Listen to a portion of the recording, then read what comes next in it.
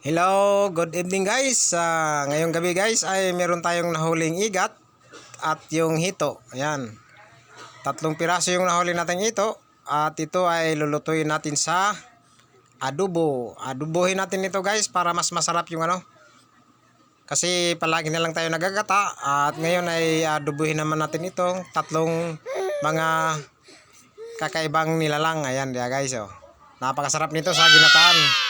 Adi ara automatic hiwa na, limpyo na dayon, automatic luto na dayon ni. Hiwa-hiwaan lang natin dito sa may gitna para pagka naluto siya, bubukas siya ng parang star. Ayan guys. Siyempre meron tayong luya, sibuyas, bawang at dahon ng laurel. Siyempre yung buto ng laurel. Yan yung ating pangpalalasa, pangpabango. At siyempre pinahugas na ito dring dapita pod para yung nung gwapo pod. Di ara pinakiskis na ito diri Ay guslayer naman gyud.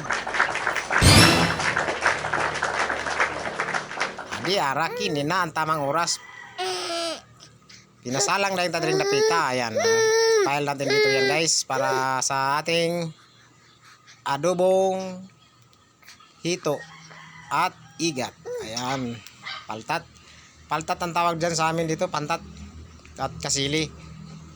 2 pantat at 1 kasili. Hindi ang gaano kalaki yan. Pero at least pwede na pang ulam ito.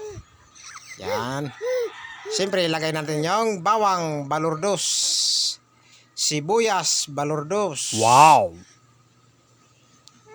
Yan. Nasama na yung laurel. Mamaya ihalo natin yan.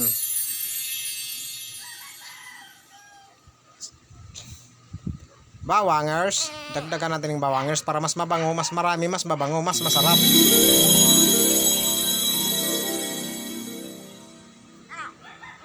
Adring dapita pinabutang na ito diri ng suka nga gikan sa laing planeta. Ayan ang ating suka guys. Pinasalang na ito diri dapita pod. Ari guslayer naman gyud para automatic luto dayon ni. Adi ara ni bukal na. Ito grabe bango. Grabe sobrang bango ng nilagay natin mga lamaser. Kini na ang tamang oras para ihalo natin ang Silver Swan soy sauce. Yan. Lagyan natin. Ikot-ikot natin para manutsot yung lasa sa kalamas-lamasan, sa kasulok-sulukan, sa kinabuhi. Adi ara. Wow. Matik na bukalers na. Ay kininang tamang oras para ihalo natin ang mantikayers para sa makrema at malasa at masustansya. Di ara oil balordos. Adi ara bukalers na.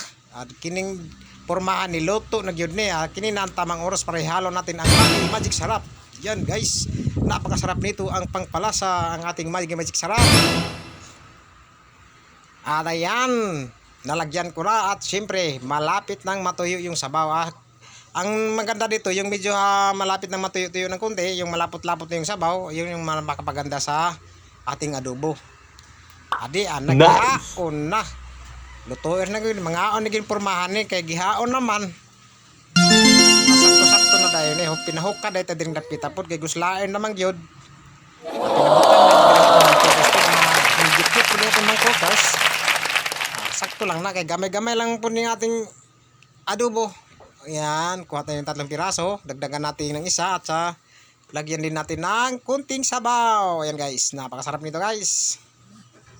Ayan. Gawing 4 natin para mas masarap at may rami-rami rin kanin nating maubos nito. Siyempre yung kanyang soy sauce. Sasabawan natin guys para sa ating kanin. Masarap ito. Yan. At hanggang dito na lang guys. Kain po tayo at thank you for watching po and God bless po. Bye bye.